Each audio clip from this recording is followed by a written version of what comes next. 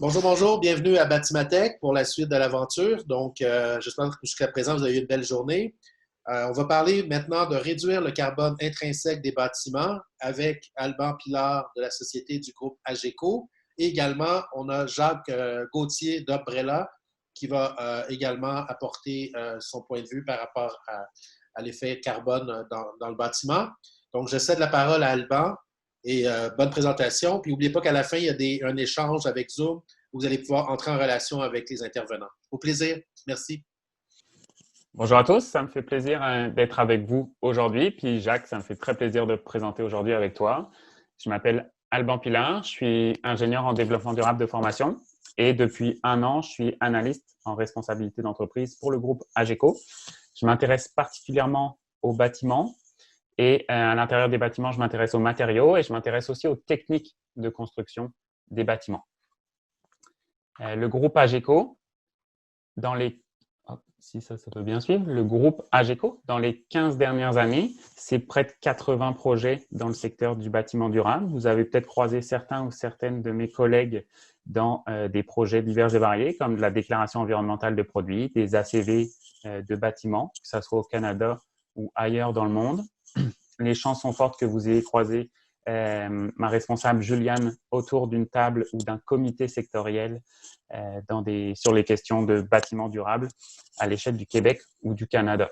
Dans le fond, on est impliqué avec quasiment tous les acteurs de la chaîne de valeur du secteur du bâtiment durable et c'est un peu ça qui fait notre expertise depuis 20 ans dans ce milieu-là.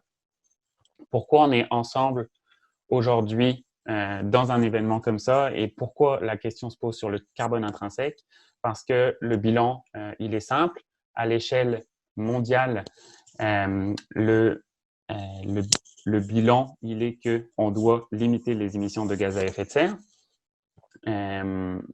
On a une responsabilité. En fait, le GIEC nous impose en tant que secteur industriel de limiter notre dépendance aux combustibles fossiles dans les prochaines années afin de limiter le réchauffement climatique à 1,5 degré. Et pourquoi notre secteur est particulièrement important et particulièrement ciblé? C'est parce qu'il joue un important rôle et il est responsable d'environ, dépendamment des méthodologies, mais 40% des émissions de gaz à effet de serre à l'échelle mondiale. Dans les 40 prochaines années, on va doubler le parc immobilier qu'on a en ce moment sur la planète, ce qui correspond plus terre à terre à construire l'équivalent de la ville de New York à chaque 34 jours pour les 40 prochaines années. Fait que si on ne fait pas de changement drastique dans nos manières de faire, dans nos manières de construire, on va augmenter considérablement l'impact climatique créé par le secteur de la construction. Le constat, c'est donc le suivant. La décarbonisation du secteur du bâtiment, c'est considéré comme une des actions les plus efficientes, un des moyens les plus efficients pour atténuer les changements climatiques à l'échelle mondiale. Aujourd'hui, le Zoom, il est sur le carbone intrinsèque et j'aimerais vous accompagner à travers 5 questions. C'est quoi le carbone intrinsèque? Où est-ce qu'il y en a? Comment on le quantifie? Pourquoi on le quantifie? Et quand est-ce qu'il faut le quantifier? D'abord, vous êtes probablement familier avec le carbone qu'on dit opérationnel, c'est-à-dire le carbone qui est dans un bâtiment, qui est émis par l'utilisation du bâtiment, par ses occupants. Quand j'allume ma lumière ou quand j'utilise des équipements électroniques et électriques à l'intérieur de mon habitation, j'émets du carbone par l'utilisation d'électricité notamment. Tout ça, c'est le carbone opérationnel qui est assez bien documenté. Par contre, dans le milieu de la construction, on a comme l'angle mort, un petit peu, qui est tout le carbone qui est déjà là quand on construit le bâtiment, donc avant qu'on l'occupe, et tout le carbone qui sera émis quand on va démanteler le bâtiment. Donc, le carbone intrinsèque à retenir, c'est l'angle mort d'un bâtiment, le carbone qu'on ne voit pas forcément, mais qui est là et qui existe. Et plus on diminue le carbone opérationnel, plus la part relative du carbone qu'on dit intrinsèque augmente dans un bâtiment, d'où son intérêt de le réduire. Si on fait un zoom pour savoir où est-ce qu'il se situe exactement, moi, la première partie de ma job, c'est de penser en termes de cycle de vie. Cycle de vie, c'est quoi? C'est retracer le processus par lequel passe un bâtiment, de l'extraction des matières premières jusqu'à la fin de vie du bâtiment et son démantèlement. Donc, première étape, où est-ce qu'il y a du carbone intrinsèque? Dans la production des matériaux, dans l'extraction des minerais, dans l'extraction des matériaux et dans leur transformation pour laminer de l'aluminium, pour fabriquer des panneaux sandwich qui vont être installés ensuite sur des enveloppes. Tout ça, c'est toutes les émissions qui sont faites pendant ces processus-là constituent du carbone intrinsèque. Ensuite, on en a dans le transport, que ce soit des camions malaxeurs, des bateaux, des camions sur la route. Tout ça, ça émet des gaz à effet de serre qui sont comptabilisés dans le carbone intrinsèque. Autre étape, et je pense que Jacques va en parler un petit peu plus en détail, c'est l'étape de construction. Donc, vous n'êtes pas sans savoir qu'au Québec, quand on construit des grands bâtiments, pour faire la superstructure, souvent on chauffe, on va chauffer notre béton, on va chauffer les phases de chantier. Tout ça, c'est des émissions qui sont comptabilisées dans le carbone intrinsèque, ainsi que les déchets de construction. L'étape d'après, c'est l'étape de maintenance. À l'intérieur du bâtiment, on va construire avec des éléments dont la durée de vie va être inférieure à la durée de vie fonctionnelle théorique de notre bâtiment complet. Notre enveloppe, oui, elle est faite pour durer 60-75 ans, notre superstructure aussi, mais par contre, tous les matériaux, les finis intérieurs, par exemple, eux vont pas toffer toute la run et on va devoir les remplacer. Et ce remplacement-là, on l'attribue aussi, on attribue ces émissions à du carbone intrinsèque. Enfin, dernière étape qui est basée et solidifiée par beaucoup d'hypothèses, c'est l'étape de fin de vie. Donc, la déconstruction du bâtiment, son éventuelle réutilisation et l'enfouissement ou le recyclage de tous les matériaux qu'il va y avoir dans le bâtiment. Donc, ça, c'était la première partie de ma job, de savoir penser en termes de cycle de vie pour découper la construction d'un bâtiment en plein de sous-processus. Maintenant, comment on quantifie du carbone intrinsèque? Ça, c'est la deuxième partie de mon travail. C'est d'échanger avec les gens du milieu de la construction, donc avec vous autour de la table, que ce soit des gestionnaires, des ingénieurs structures, des architectes, pour récupérer le Bill of Materials, par exemple, et comparer ça avec toutes les bases de données qu'on a accès, les bases de données en déclaration environnementale de produits, les bases de données de la littérature sur les processus de fabrication de tel ou tel matériau dans les bâtiments. Donc, mon travail, c'est de savoir quoi chercher, où le chercher, et ensuite de le modéliser dans des logiciels dont vous en avez peut-être entendu parler de certains, comme OpenLCA ou OneClickLCA. On utilise aussi beaucoup CIMAPRO à l'échelle internationale. Donc, moi, je modélise toutes les données et les processus qui sont nécessaires à la construction d'un bâtiment dans un logiciel pour traduire ces processus-là en termes d'impact et en termes d'émissions de gaz à effet de serre notamment. Maintenant qu'on sait comment on le quantifie, à quoi ça sert, en fait, pourquoi c'est nécessaire de le quantifier, pourquoi c'est nécessaire pour évaluer les impacts potentiels sur l'environnement. Il y en a de toutes sortes, il existe beaucoup d'indicateurs. Ici, on se focus sur le carbone, donc les gaz à effet de serre en termes de CO2 équivalent.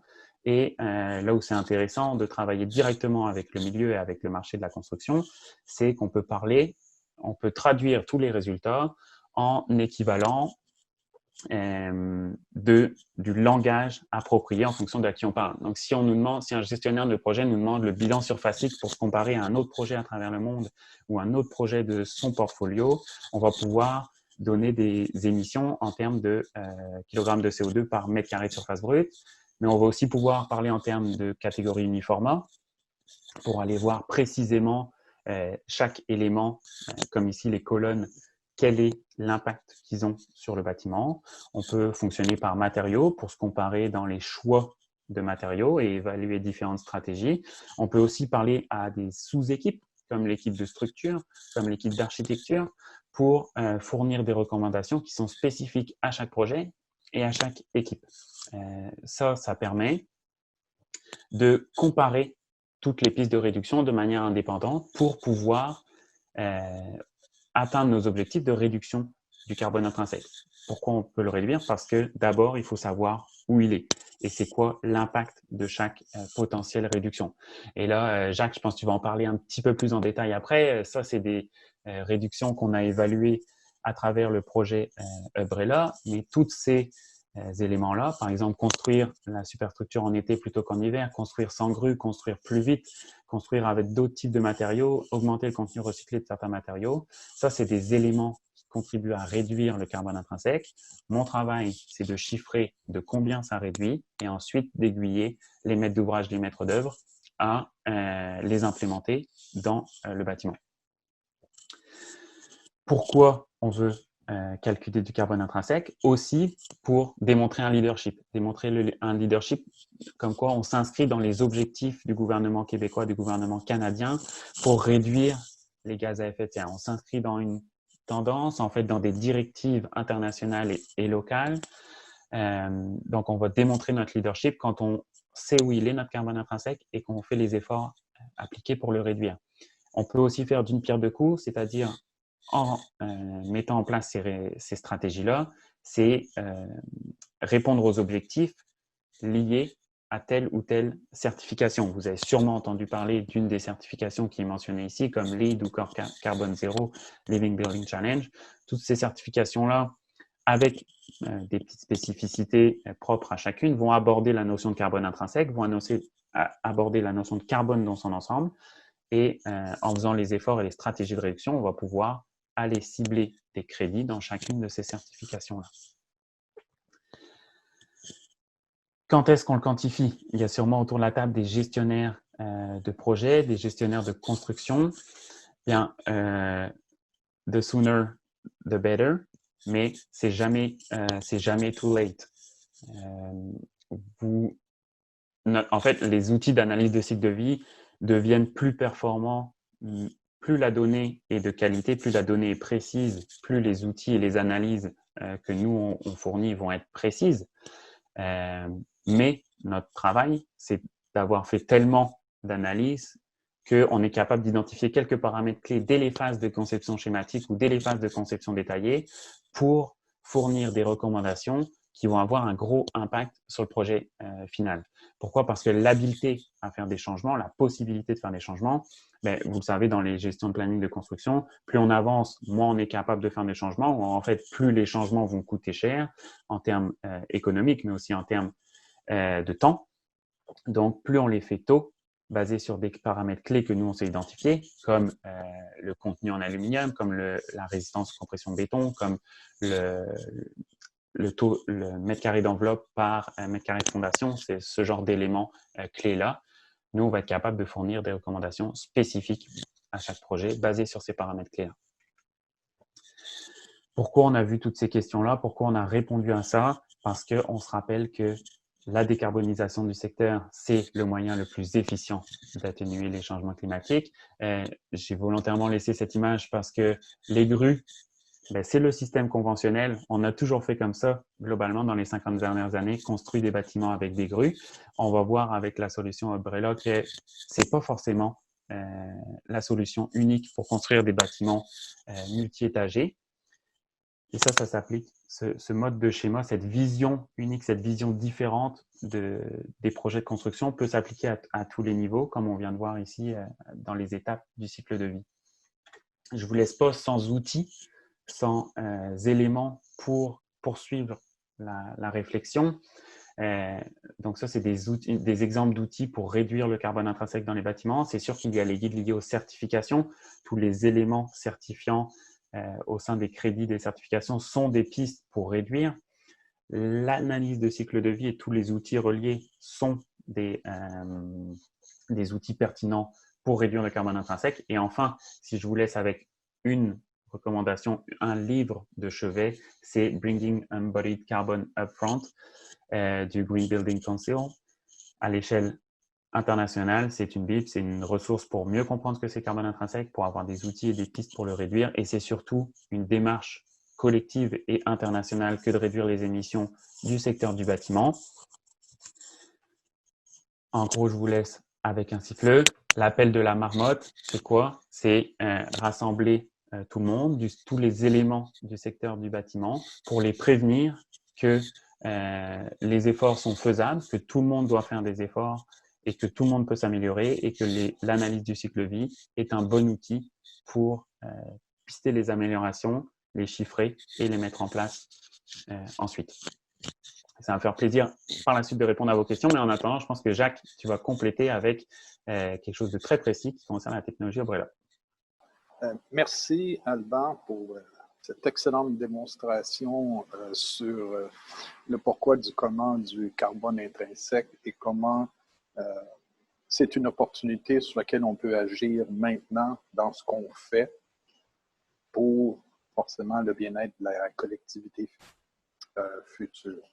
Je vais prendre le contrôle de l'écran si tu me permets. Et hop, excusez-moi, mettre ce problème ici. Ah bon, vous voyez mon écran? Bon. Alors, on va suite, je vais vous donner une petite historique de Hubbrella.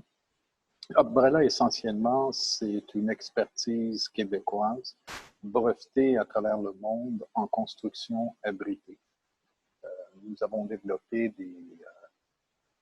des solutions, dont certaines sont déployées à Montréal en ce moment, servant à encapsuler le site de construction et d'appliquer une méthode, une façon de construire qui nous libère de l'utilisation d'une tour à grue, qui facilite et promeut en fait la construction en préfabrication et en modulaire non volumétrique et nous permet de faire un choix qui était possiblement audacieux quand on a commencé. Bien, si tu veux changer les choses, il faut changer. Alors, Hubbrella a pris le pari de ne pas construire de façon conventionnelle les tours et les différents édifices qui lui ont été donnés de faire. Excusez-moi. Alors, Hubbrella, on se positionne comme expert en construction abritée. Et puis ça, ce petit dessin-là, j'avoue qu'ils sont moins beaux que ceux d'Ageco, mais ça représente le cycle de vie d'un édifice urbain. Alors, il est construit, on appelle une nouvelle construction. Il y a une volonté de densifier les milieux urbains en ce moment pour répondre au challenge de doubler le bâti en une génération. Les villes ne peuvent pas s'étendre, donc on essaie de densifier, de le faire de façon intelligente, mais par des surélévations sur des édifices existants, autant que possible. Aussi, Hubbrella va offrir bientôt en fait une solution de rénovation d'enveloppe pour les besoins thermiques, esthétiques et sécuritaires, par lequel la rénovation d'enveloppe va se faire avec les mêmes critères de santé, sécurité pour les travailleurs, réduction des nuisances, pas de tour à grue, et on pense de façon beaucoup plus efficace économiquement qui vont permettre de prolonger la vie de beaucoup des édifices existants et aider à réduire le carbone, peut-être un peu intrinsèque avec des enveloppes plus performantes, mais certainement le carbone opérationnel. Et éventuellement, Hubbrella va offrir une manière de déconstruire qui, encore une fois, va respecter ces valeurs de réduction de nuisances, santé, sécurité des travailleurs. Donc, ça, c'est le petit bout marketing et je m'en excuse. En construction abritée, on a comme valeur de la faire de façon responsable. Donc là, il y a des sous-éléments. De la faire de façon durable. Alors, comme je l'ai mentionné, on n'utilise pas la construction béton conventionnel. On a pris une option structure composite dès le début. Et grâce à mes amis d'Ageco, on a finalement pu chiffrer ce qu'on pensait contribuer au niveau réduction d'utilisation de matériaux et le corollaire dans les GES. On travaille sur des projets avec des structures hybrides qui mélangent tous les matériaux, acier, bois et béton. On a un beau projet à Monaco en 100% en bois d'ingénierie ou en mass timber. Essentiellement durable, moins de rebut, des composantes plus durables, moins d'énergie temporaire. Tout ça parce que Hubbrella permet d'abriter le site. Et productive, parce qu'à la fin, il faut faire mieux avec moins. On a moins de gens, moins de travailleurs. On a certainement moins de temps et on veut utiliser moins de matériaux. Donc, c'est une approche d'optimisation qui ressemble à l'industrialisation, c'est-à-dire que tu conçois ton produit et tu l'exécutes d'une façon beaucoup plus rationalisée qu'on peut voir en ce moment dans l'industrie. Ce n'est pas une critique, c'est un constat de réalité. Bon. Pour ceux qui sont amateurs de YouTube, on a plusieurs vidéos YouTube qui parlent d'Umbrella en libre circulation. Vous tapez Umbrella. Ça va être le premier projet qu'on a fait où on a pu démontrer l'entièreté de la technologie Umbrella. Ici, sur le Germain à Montréal, notre première surélévation, on a rajouté 6 étages sur les 17 étages existants de l'édifice. Et le petit dernier, en termes de nouveautés, on a d'autres projets en cours, là, mais celui-là, c'est notre premier projet 100% bois massif et il se trouve être à Monaco. Donc, si vous suivez la F1, c'est dans le même coin, quoi qu'on me dit que de l'édifice, on ne verra pas la piste. Donc, dommage pour ça. Alors, quand vous voulez, à votre choix, vous allez voir des vidéos. Ça va vous montrer les différentes façons qu'on a d'exprimer la construction abritée, dépendamment que c'est une nouvelle construction, une surélévation, et dans ce cas-là, c'est un édifice en 100% bois. Donc, en 2020, on discutait avec AGECO depuis un certain temps. On a eu l'occasion pour une opportunité à Montréal, excusez-moi, on a voulu chiffrer, quantifier et en fait se donner une vraie base de discussion pour dire aux gens, ben, si tu construis avec Umbrella, si tu choisis une structure composite qui est adaptée à ce genre d'édifice-là, ben, tu vas avoir un bilan environnemental pas pire, comme dirait mon ami Alban. Alors, on a travaillé avec eux, on leur a fourni de l'information, ils ont posé beaucoup de questions, on a trouvé beaucoup de réponses. Et à la fin, pour cet édifice, qui est un 23 étages en maçonnerie résidentielle, à peu près 3200 pieds carrés de plancher, qu'est-ce que d'appliquer Umbrella et une vision durable apportait d'un point de vue environnemental?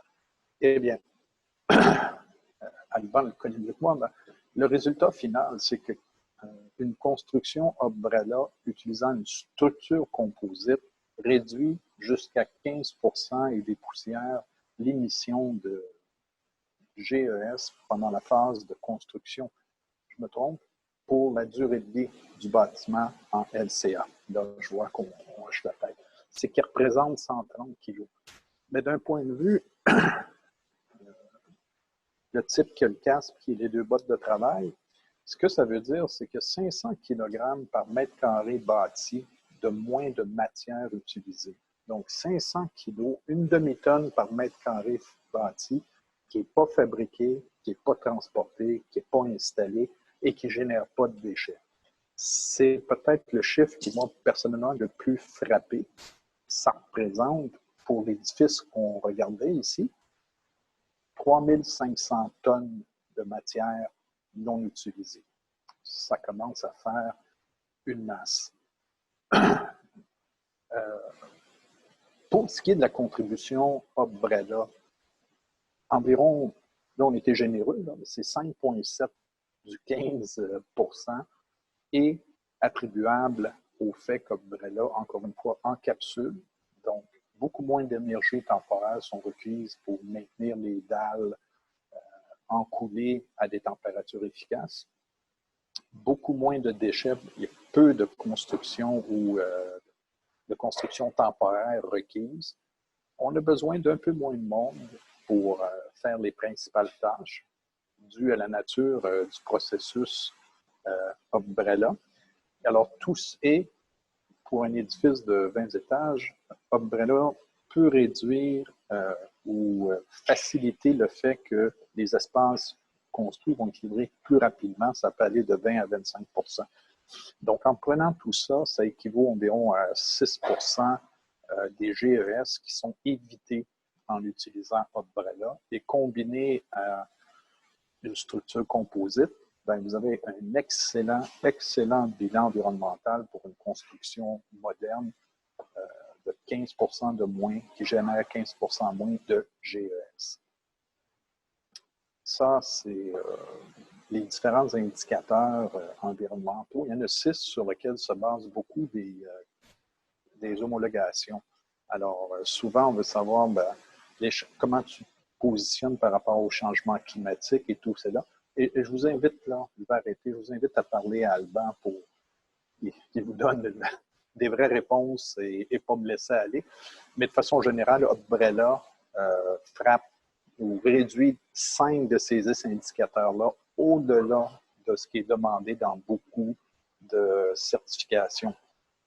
Donc, c'est à ce niveau-là qu'on s'est trouvé pas mal performant. Ça, c'est un petit clin d'œil que je vous montre pour nos amis à Monaco, qu'on leur a proposé. On voulait faire une étape de plus avec Opbrella. Donc, on construit déjà en 100% en bois, on protège le site, on a moins de déchets, on a moins de gens, on a tout ça. Mais si on arrivait et que tous les équipements Opbrella, on pouvait générer la puissance requise pour leur utilisation, pour arriver avec un net zéro pour les équipements Opbrella. Eh bien, la proposition semble assez directe. À la fin de la construction de l'édifice, les panneaux solaires vont être installés. Alors, on a simplement suggéré de les installer en début de projet pour générer toute la puissance requise ou qui va être consommée par les équipements Opbrella sur une base annuelle, de façon à avoir un bilan net zéro. Donc, on peut toujours faire mieux, même en construction, en ayant l'esprit ouvert et en essayant des belles choses. Bon. Alors là, ça a été fait par moi, sur mon initiative. Je me suis posé la question. On a plusieurs constructions déjà réalisées à Montréal et d'autres qui s'en viennent. Alors, l'idée était, si j'économise 15% des GES de construction d'un édifice construit à Montréal et j'en ai construit d'autres, si je faisais un bilan GES, une simulation en utilisant les chiffres de la première, c'est toujours à prendre avec un peu des pincettes, là, ce genre de simulation-là, mais les conditions me semblaient bonnes. Alors, ce que je peux dire, puis ça a été notre fierté sur le cycle de vie d'un bâtiment, ça, ce sont les projets. Ça, c'est en cours, c'est 3-10 étages à la Chine. Le Germain a été fait, puis il va commencer au printemps. Excusez-moi, le Rubik, le premier, le Flora. Tous ces projets-là, donc à peu près 24 880 mètres carrés de bâti, ont économisé 12,4 millions de kilogrammes de matière non utilisée par rapport à une construction conventionnelle. Et tout ça a généré ce 12,4 millions de kilogrammes de matière, essentiellement du béton. On prend un peu plus d'acier en composite, mais beaucoup moins de béton. Ça vous donne que 2,8 millions de kilogrammes de CO2 équivalent de moins. On parle de 2 mégatonnes, si je ne me trompe pas dans mes ratios. Donc, Opbrella, actuellement, réellement, maintenant, donne ce genre de résultats ou contribue à ce genre de résultats pour réduire les GES en construction. Donc, il y a des choses qui peuvent être faites aujourd'hui et qui sont faites par Opbrella et certainement par d'autres entreprises aussi. Je pense qu'une grande partie de l'effort, c'est de prendre conscience qu'on avance déjà dans la bonne direction, qu'il y a du chemin de fait, qu'il en reste à parcourir, mais il est plus encourageant de se dire qu'on se dirige vers la bonne direction que penser à doom and gloom. Assez là-dessus. Donc, Monaco, qui est 100% en bois, devrait avoir un potentiel de séquestration d'1 million de kilos de CO2 équivalent pour un total, tout projet confondu, Opbrella en date d'aujourd'hui de 3,8 millions. Donc, encore là. Merci beaucoup, Jacques. Merci beaucoup, Albert. Donc, merci pour cette présentation-là. Donc, j'invite les gens à venir vous rejoindre via la plateforme de rafraîchir, dans le fond, leur page pour pouvoir éventuellement accéder et entrer en relation avec vous pour échanger davantage. Donc, merci beaucoup. Good job. À tantôt, tout le monde. Merci. À plus tard, Alban. Super présentation. Merci, Francis. Bonne soirée. Au revoir.